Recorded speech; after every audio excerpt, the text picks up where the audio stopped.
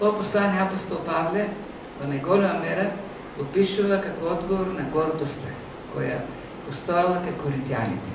Тие биле поделени на неколку групи, седејќи човечки авторитети, и секоја група, тоа секој гледал од високо на оние од другата. Се сметале за позаслужни, се сметале за поспособни, понадарани, секој својата дарба издигал дарбата на другиот, гледале со подценување, имало гордост. И таа гордост секако предизвикувала лукавки, расправи, тоа пишува и во првата глава, дека има препирање, расправа, се расправа меѓу себе, а во третата глава пушта појасно пишува дека тие се постојано во конфликти, во капки, поради гордост. И во одговор на тој проблем, апостол Павле од 16 стих на првата глава па до 6 стих на втората глава дава неколку аргументи со кои сака да покаже дека никој не може со ништо да се похвали. Зошто се е од Бог и сета слава, сета фалба му припаѓа на Бог. Прво говори за самата порака, што ја чули и начинот на кој таа порака е представена. Во очите на овој свет, според стандардите на овој свет, христијанската порака нема со што да се пофали. Христијанската порака е за Бог кој се предал во рацете на едни никакви војници, богохулници, да биде убиен. Таквата порака во очите на еден Ерин во тоа време е глупава, е моронска, а пак во очите на еден Евреин е скандалозна. Месијата кој според нивните очекувања треба да дојде да ги победи непријателите, се предал во раците на непријателите, да биде убиен од непријателите и тоа се на срамна смрт, да биде плукан, исмеван, презиран и на крајот да биде убиен. Тоа е скандалозно. И таа порака не само што во својата суштина е скандалозна во очите на светот, туку се кажува на начин кој не ги исполнува оние стандарди во тоа време за красноречивост, ораторство и така натаму. Така да, од тој аспект, христијаните нема со што да се похвалат. Продолжа потоа да говори за самите луѓе кои се спасени во Коринт. И апостол Павле вели, погледнете се какви сте вие. Во очите на светот сте немудри, т.е. необразовани, не сте некои големи филозофи, не припагате на некои високи структури на општеството, т.е. слаби сте, не сте благородници. Т.е. во очите на овој свет, во вас нема ништо со кое вие бисте пофалиле, со кое вие бисте се представиле пред Бог како заслужни за спасение. Така да и во тој поглед не може да се пофалите. И на крајот, на почетокот на втората глава, тој говори за своето служење. И вели, сетете се каков бев јас кога дојдов меѓу вас. Слаб, во трепет, во страв. Сам моето служење во очите на овој свет не ги задоволува стандардите за некој самоуверен, харизматичен водач, кој со својот говор, со својата појава привлекува луѓе. Напротив, веле апостол Павле, кој до доаѓањето во Коринт поминал из многу каменувања, тој бил каменуван до смрт во Иконија, Листра, Дербија, Тепан, кај дотишол и во Солун и во Филипи се кревало бунт против него и на крајот во физичка слабост, деформиран, испокршен, целиот, заплашуван од многу восстание против него во секој град, доаѓа во центарот на античката филозофија и култура. Можел да предпостави што го очекува во тој град. И така, слаб, во трепет, во страв, тој дава едно слово кое не ги зборува стандардите на светот и на начин тој самиот вели не со некои убедливи зборови, туку на крајот во се да се види силата на Бог. И вашата вера да не почива на човечката мудрост, туку да почива на Божјата сила. Так, и во тој аспект, вие не може да се похвалите дека следите некој водач кој заслужува да биде следен. Водач кој знае да ги омагиоса луѓето и тие да тргнат по него. Тоест, во се се гледат и во таа безумна порака, и во тој избор на слаби луѓе, и преку службата на еден слаб служител, на крајот се гледа дека се е од Бог. Бог прави таа слаба порака преку слаб служител да спаси луѓе кои не заслужуваат никакво спасение. И на крајот сета слава да му припадне на Бог. И откако ги изнесува тие аргументи, од 6 стих апостол Павле почнува да објаснува, а како пак е можно една таква безумна порака, проповедена од слаб служител, да спаси ништожни луѓе. Како се случува тоа? Како действува Бог преку Словото? И во тој текст ќе видиме е даден всушност целиот процес на откровение, вдъхновение и просветление. Се оно што е потребно за спасение, тоа е се оно што е потребно да човек да стигне до возвишената божествена мудрост. Ќе видим, ќе се обидеме, значи да го разгледаме текстот од 6 стих па до крајот на 2 глава до 16 стих. Нема да го читаме најнаш, ќе го читаме стих по стих, оно како што тој, како што апостол Павле ми го открива. Кој е проблемот всушност во светот?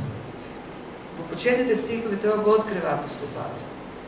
Зошто светот, зошто владетелите, најмудрите, врвот на човечката мудрост, пропушти да ја спознае Божјата мудрост и ја отвори. Дури отиде до таму мудриот човек, што го закува на крст самиот Бог. Проблемот на човекот е неговите предрасуди, неговите стандарди, кои ги гради во својата грешна, изопачена природа. Човекот живее со грешна природа и си гради своји представи, своји проекции. И дури проекциите за Бог се изградени од неговата грешна природа. Сите ние се создаваме и живееме со стереотипи, со предрасуди. Тие предрасуди ги гради грешната природа. И имаме очила на предрасуди со кои гледаме на луѓето. И многу пати и обично нашите заклучоци се погрешни. За категории луѓе правиме, гледаме со предрасуди. Например, сите вицеви што се за плавите жени ги представуваат како глупави. За сите вицеви што се за тетовчени ги представуваат како скршави. Значи, што ме тетовчени? Ако ти влезеш во друштво и се дружиш, не треба да очекуваш да бидат така. Проблемот е што човекот се гради представа и за Бог.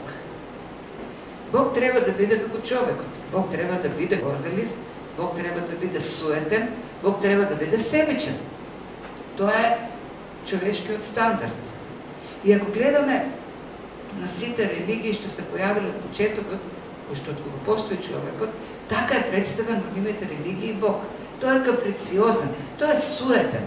Кога грешат луѓето, Бог ги истребува, ги уништува. Тој не се занимава многу со луѓето, зашто човекот така би постапил. Кога му пречи некој, треба да биде уништен. Тој е паметен Бог, тој е мудар Бог. Така треба да биде Бог. Човекот си гради своја представа за Бог. Си има стандарди за тоа како треба да изгледа на Бог. И тоа е неговата човечката мудрост за Бог. Меѓутоа, грешната природа.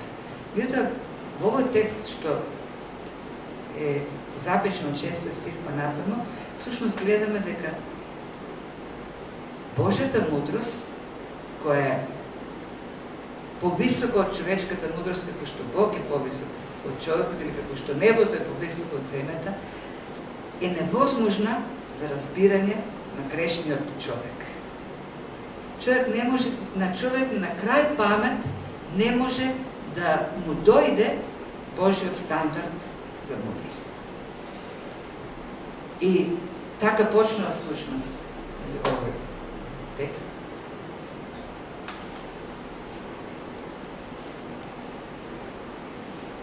Ние сепак, вели, ја проповедаме мудростта меѓу совршените, но не мудростта од овој свет, ниту пак онаа на владетелите на овој свет, кои се минливи, туку ја проповедаме Божјата мудрост, скриена во таинство, кое Бог ја предопределил уште пред вековите за наша слава.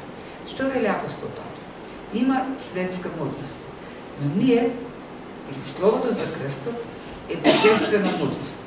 И таа мудрост не дошла, а тоа е мудростта која уште пред вековите Бог ја употребил за наша слава, за наше прославување или наше спасение.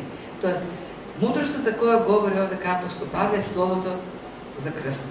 Словото за распнатиот Христос. Словото за спасение.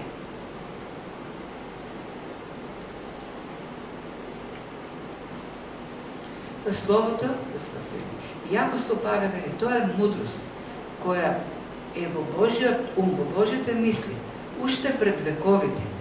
Не му текнало на Бог да на таков начин да го спаси човекот една недела пред Христос да биде распнат. Или кога Христос се роди.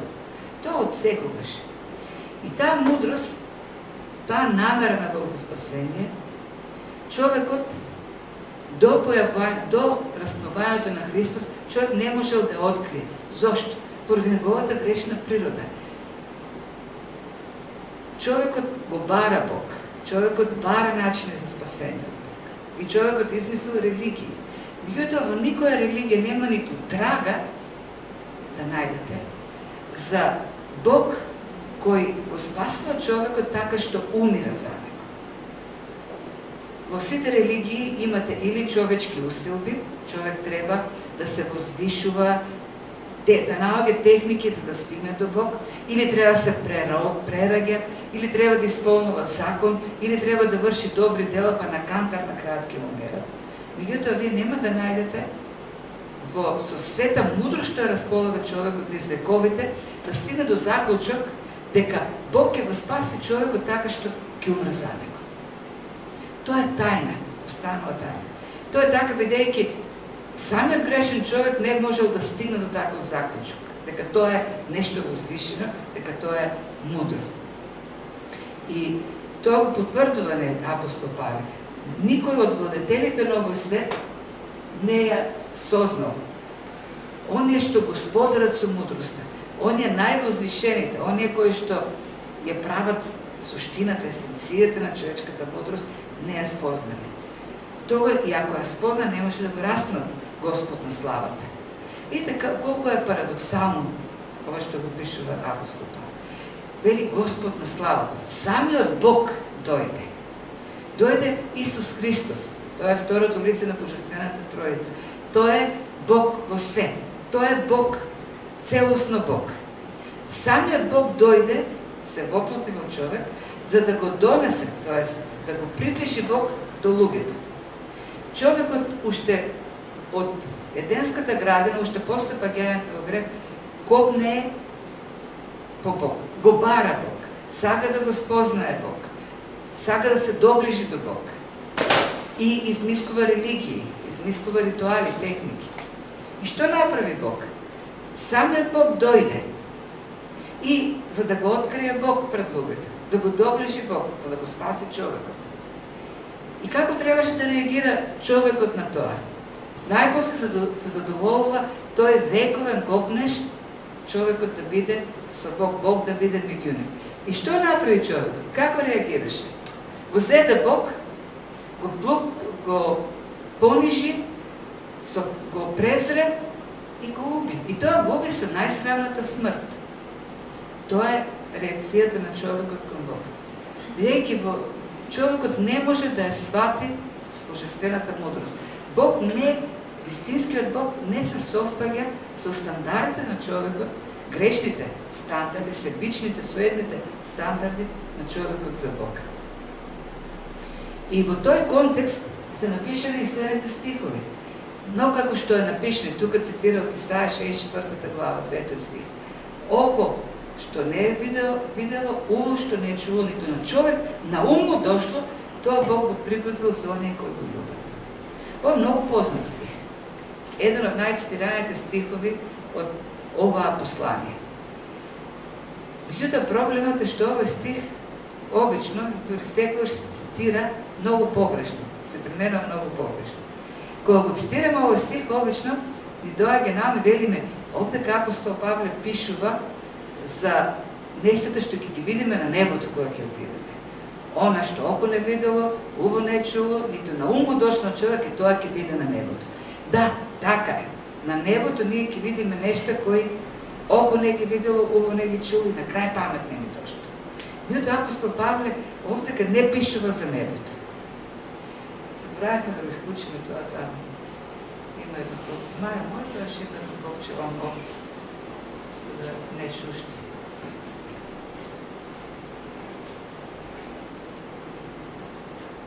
Ето, фала. Овде апостол Павле не мисли на небото.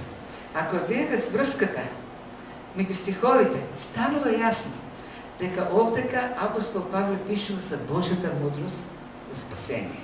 Ако продолжите понатаму, во 10 стих Павле вели, кога завршува, нели, со 9 стих, вели, а тоа нам не го откри Божјиот дух. Она што око не видело, уво не чуло, тоа не го откри самиот Бог. Тоест, идејата на апостол Павле дека човекот никогаш, апсолутно никогаш, со своите можности, со својот ум, со своите разбирање, не може да стигне до Божјата мудрост. Таа е тајна за човекот. Никогаш човечкото око не видело таква мудрост, не чуло, нити пак на ум му дошла мудрост каква што Бог открива преку Духот. И тука нормално се постава прашањето и како е можно тогаш, ако Божјата мудрост е за човекот тајна, човекот сам не може да ја спознае, зашто на крајот на краишта човек не може да стигне до Бог, да влезе во Божјиот ум, во Божјата глава, во Божјите длабочини, тогаш како е можно таа да се спознае? Како е можно човек да ја открие? И во следните стихови, од 10 до 60 стих, тој говори за откровение кој се добива, говори за вдахновение од Светиот Дух и говори за просветление, кој е необходно за разбирање. А нам пак, ни го откри тоа Бог, што ни откри? Јасна е врската со претходниот 9 стих. Она што око не видело, ово не чуло и ум, на ум не му дошло на човек. А тоа ни го откри Бог преку својот дух, зашто духот продира во се, па дури и во длабочините Божји.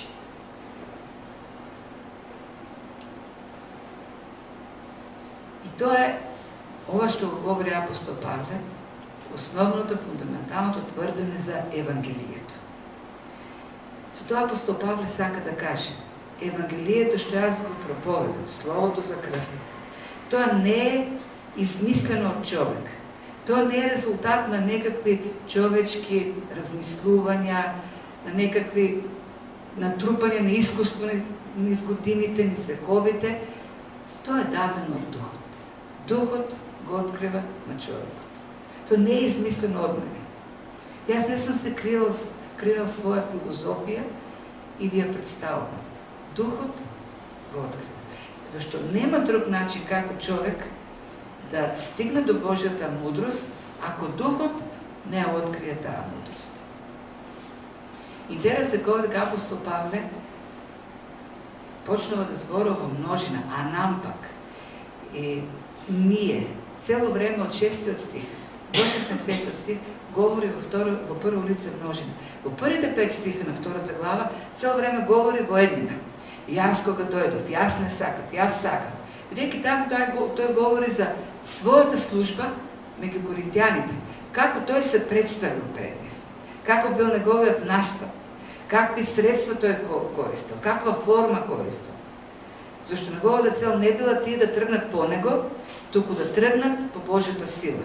Неговата цел не било како на другите филозофи да ги убеди да станат негови следбеници. Неговата цел било Бог да действува и ако тргна некој, тој да тргне заради Светиот Дух, заради Божјата сила. А од 6 стих пак сега говори општо за апостолите. Словото што тие го добиле. Тоа е едно заедничко слово што го имаат сите апостоли, едно исто слово кој им го открива Духот. Едно апостолско учење кој не е резултат на човечка мудрост, на филозофија, туку резултат на откровение од самиот Бог. Таа не е измислена од црквата. Таа не е измислена од Петар и Јован. Тие не седнале и не решиле сега да прават една системна етика од најдобрите нешто од сите останати учени, школи што постојат. Или пак ги разгледале сите религии до тој момент и решиле да направат една од иземајко најдоброто од другите. Се она што тие го проповедат, го пишуваат, е добиено директно од Духот. Зошто? И тој го дава аргументите. Бидејќи кој човек знае што има во длабочините Божи? Кој човек знае што има во човекот, освен човечкиот дух кој живее во него?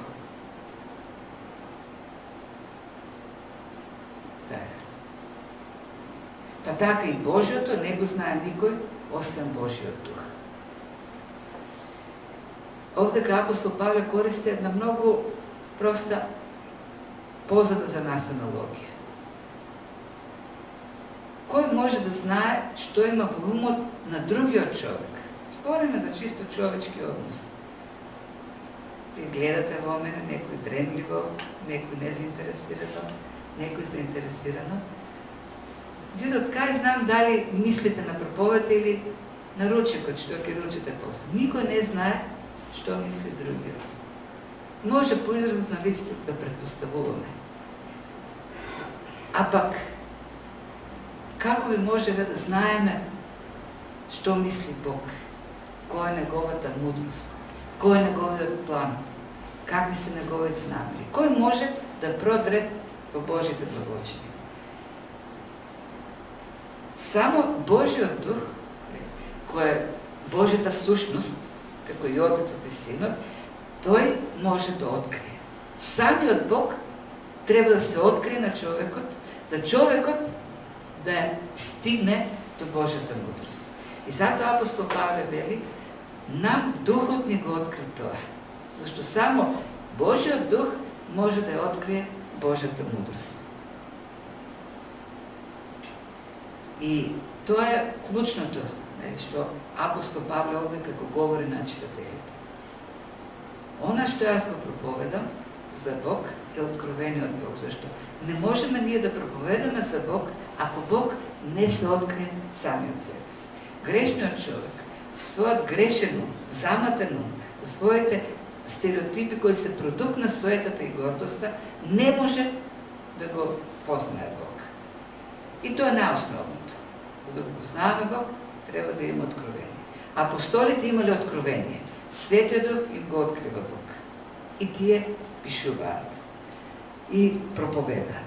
Е сега, како пак ние можеме да стигнеме до тоа откровение? Треба ли сега Светиот Дух и нам да ни го открива Бог?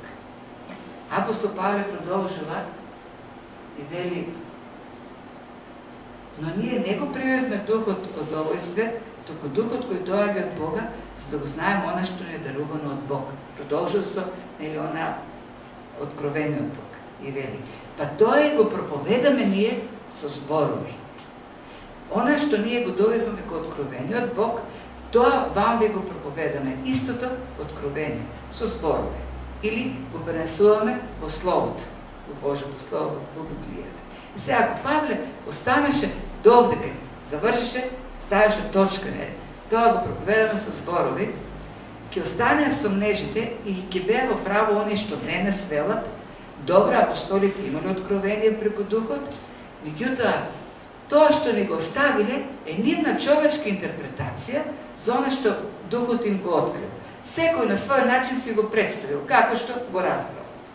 За нема таква забуна, апостол Павле продолжува. Ние го проповедаме со зборови кои не се научени од човечката мудрост. Тоест, ние откровението што сме го добиле, не го проповедаме според нашите човечки знаења што ги имаме. Туку Духот го проповедаме со зборови научени од Духот. Духот ни ги дава зборовите. Го толкуваме она што е духовно со духовни поеми. Тоест, самото откровение е истолкувано и пренесено со вдахновението од Светиот Дух. Тие се буквално научени. Тие се речникот што го користеле. Се оно што треба да остане запишено во Словото, било запишено оно како што Светиот Дух сакал да биде запишено. За да имаме една совршена синхронизација меѓу откровението, што апостолите го добиле, и она што ни постави во Словото. Тоа значи дека ние имаме во Библијата откровение за Бог. Словото е откровението на Бог. Ние држиме во рака, кога взимаме и отвараме Библијата, ние го слушаме Божиот глас. Онака како што им е говорен на апостолите, на авторите. Ние држиме Божиот глас, Божјата уста е Библијата. И затоа Библијата е посебна книга, важна книга. Ние многу пати ја држиме, дори не сме свесни што држиме во рака. Ние држиме нешто кое е Светиот Дух, кое што Светиот Дух е пренел откровението на Бог. Но не Бог, кога отвараме, Бог ни се открива. Откровението за Бог. И Бог решил во таа Библија, во тоа Слово напред, да го остави она што тој смета дека е потребно на човечката душа. И затоа кога го проповедаме, ние треба да го проповедаме Словото. За жал, денес се повеќе се проповедаат приказни или некои политички памфлети, или социолошки, или обштествени и така натаму, да се занемарува Словото, откровението што Бог ни го дал во Словото. Се трудат денес луѓето да звучат што по-социјално прифатливи, да во нивните проповеди да вклучат што повеќе обштествени потреби или пак некои политички погледи. На нашата душа е потребно Словото. Онака како што Светиот Дух го пренел во Библијата. Откровението на Бог дадено во Библијата. И затоа секогаш има една врска меѓу редовното изучување на Словото и духовното здраве, духовната зрелост. Секогаш кога решаваме Бог да го замолчиме, тоа што ќе затвориме Библијата и ќе оставиме да стои на шкафовите, ние така го затвориме Божиот глас. Со тоа осиромашува душата и се оддалечува од Бог. За жал, современата црква го слуша Божиот глас само во недела. Па дури во многу цркви во недела не се слуша Божиот глас. Тоест, откровението дадено во Библијата. А во останатите денови Божиот глас е заклучен, замолкнат, зашто не се отвара Библијата. Мораме, ако сакаме духовно здравје, ако сакаме близина со Бог, ако сакаме духовна сила, треба Божиот глас секој ден да се го слушаме. Божјата уста да ни говори постојано, читајќи ја Библијата. Имаме совршна кореспонденција меѓу откровението што го добиваат апостолите од Духот и она што ни оставено во Библијата.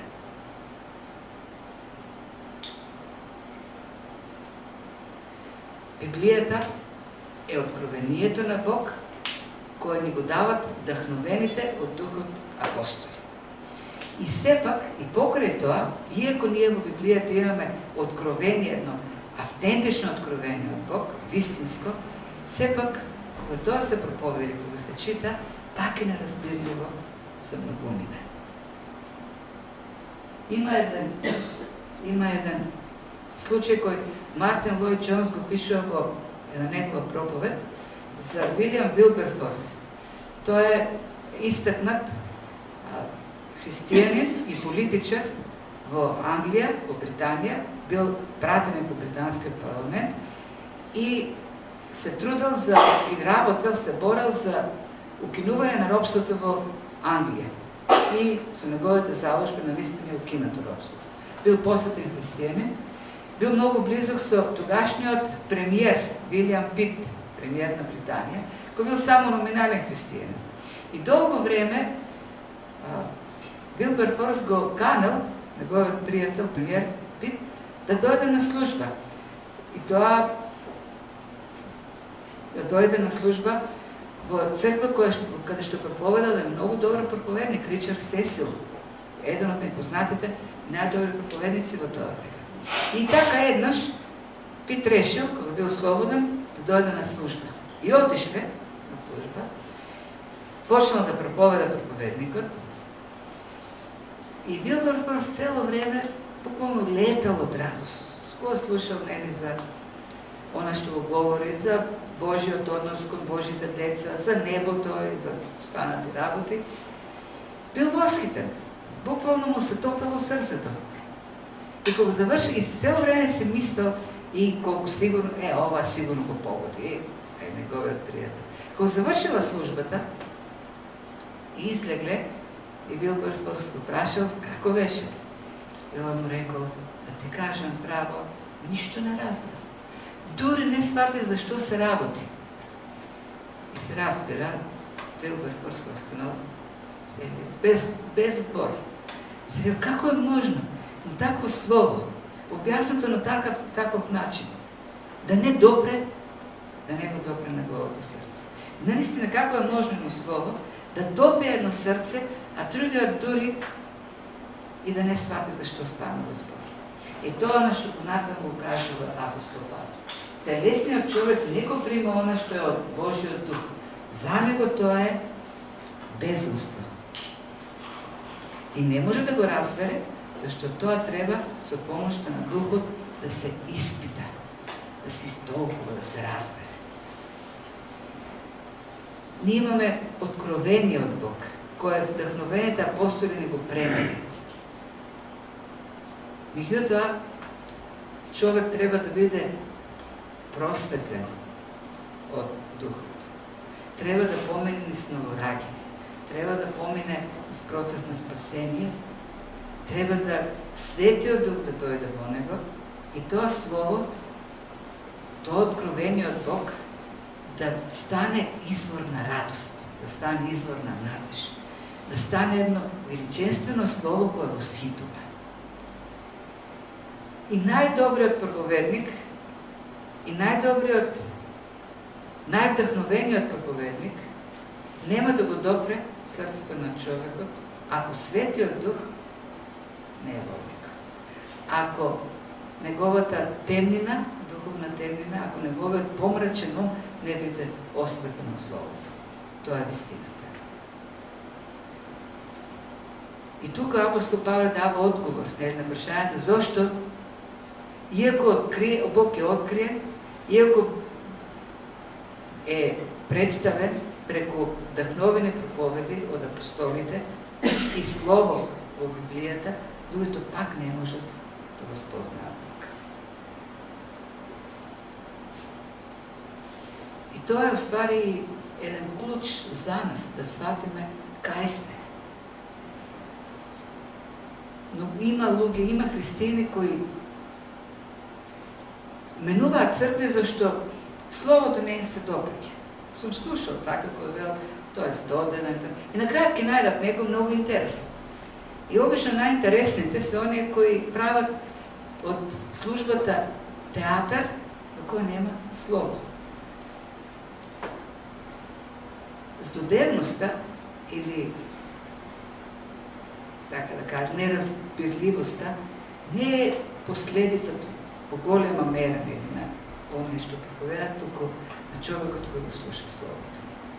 Ако словото е здодевно, ако самото читање на Библијата е здодевно, ако е безсмислено, тогаш Тоа е еден знак дека ако човек нема копнеш да го чита Словото, ако не копне секој ден да го слуша Божиот глас, ако не се насладува, ако срцето не му се исполнува со сладина кога го чита Словото и изобличување кога го горува, тоа значи дека неговиот ум се уште е поробен. Светиот Дух не е тука за да му даде способност да го испитува, да го разбира. Нема просветление, нема новораѓање, нема спасение. Потребен свети, потребно покаяние, потребна молитва. Светиот Дух да го замени духовното слепило со очи кои гледаат, кои го гледаат Господ на славата. Вера во Христос и спасение. И последниот стих по реторичка форма подава тоа. Зашто кој го спознал умот Господов да го обясни, а ние имаме ум Христов. Потребен ум Христов. Тоа не значи дека кога имаме сега ние ум Христов, знаеме секако што атрибут на Божиот ум е съзнаење. Што ми имаме ум Христов, знаеме се. Идејата овде е дека ние сега имаме ум кој е воден од Христос, ум кој може да ги свати, да ги прими вистините за Бог.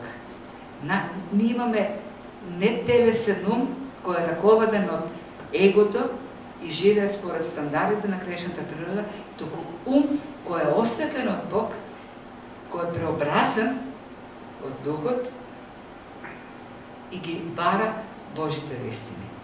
Ги следи Божите стандарди. Ја разбира Божјата мудрост. Ја сака Божјата мудрост. Се води од таа мудрост. Не лута во темнина, туку гледа јасно. И тоа е идејата на целото овде. Тоа е обяснувањето на во вториот дел на втората глава на се она што го говориш од тој момент. Зошто ова е безумство, словото е безумство за луѓето, зошто е глупост, зошто проповедта ја сметат за скандалозна. Зашто човечкиот ум е поробен во гревот. Зошто не разбираат? Зашто умот на луѓето е телесен, не е духовен, што немаат ум Христов. И со тоа всушност го покажа целиот процес на трансформација. Потребно е откровение од Бог, кој доаѓа до нас преку вдахновените апостоли, а ние го разбираме преку просветлението што не го дава Духот. Она што за светот е глупост, тоа е невозрашената мудрост за Божите луѓе. Она што според стандардите на светот е безумие, за нас е слово за спасение. И тука е обяснувањето на оние стихови што апостол Павле вели: она што е безумство за луѓето, за нас е слово за спасение. Она што е највозвишената мудрост за човекот е глупово во Божите очи. Не големата глупост, пак во Божите очи Божие е всушност премудрост. За тоа да се види, треба да има откровение, вдахновение и просветление. И нека Бог на благословува така да гледаме на Божиот збор, да копнееме. Бидејќи само Тој може да даде живот на човечката душа. Само Тој дава вистинска насока. Тоа е вистинската мудрост. И тука е прашањето: копнееме ли или ни е здодека? Го бараме ли или го затвараме во фиоките? И така се лишуваме Бог да ни говори преку Неговиот Дух од Словото. Мојата молба е сите, мојата молитва сите да копнееме за Словото. Да се испитуваме преку Словото. Третата глава пишува многу за испитување, за диагнози кои треба да се ги проверуваме. Каква храна јадеме, духовна, каде сме, во каква состојба сме за глави.